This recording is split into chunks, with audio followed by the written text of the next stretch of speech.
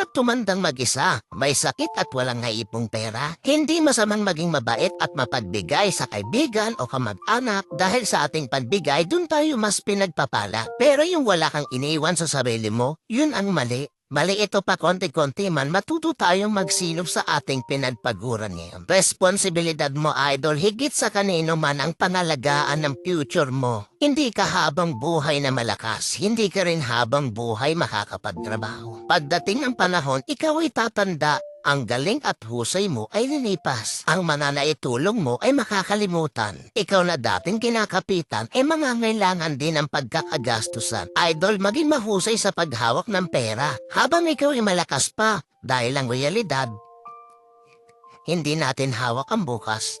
Real talk yan.